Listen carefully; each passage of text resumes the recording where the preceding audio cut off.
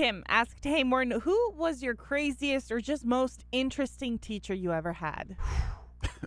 I'll save mine for last because mine's a doozy. Oh, yeah. Yep.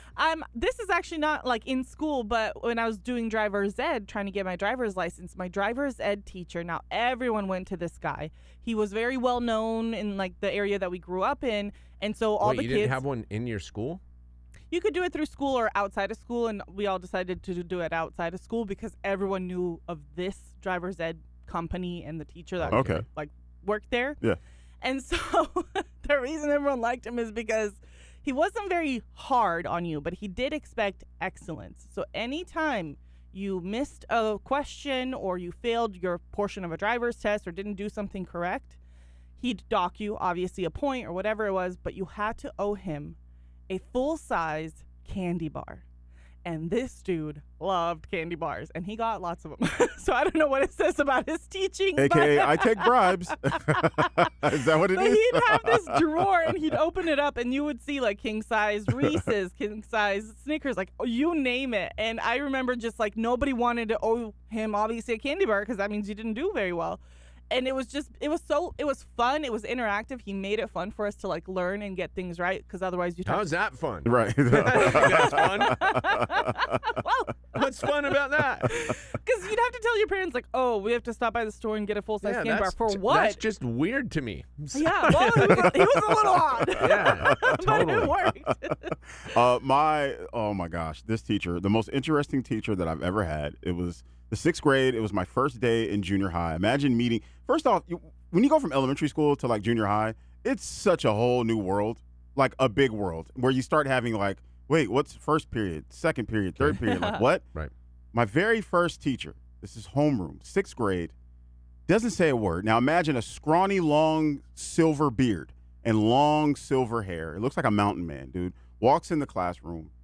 People are talking. We're all talking. We're all seeing people that we haven't seen since elementary school. And he just slams books and stuff down on the counter. And he yells. He goes, ah! And we all stop and we look at him. And he introduces himself. He goes, good morning, class. My name is Animal Butler.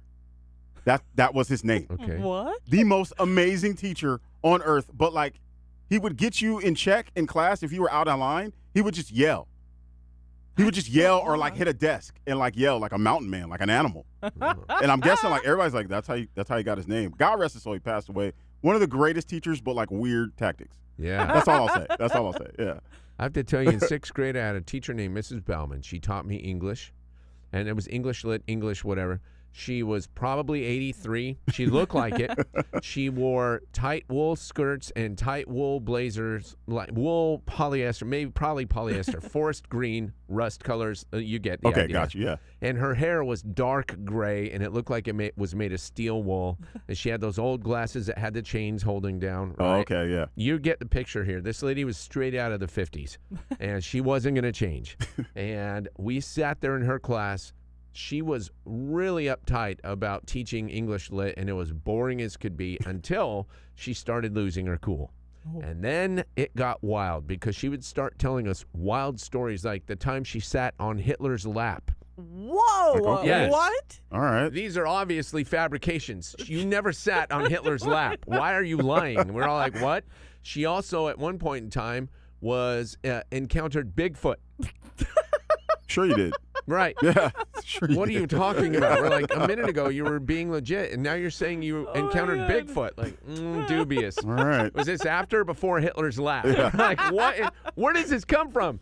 And one time, somebody in the back of the room had chewed up what was 2 or 3 pieces of notebook paper. Like a spit wad. And threw a giant, juicy spit wad at the board, and while she was writing on it, and it splattered out into like a 1 foot radius on the board, like pulp.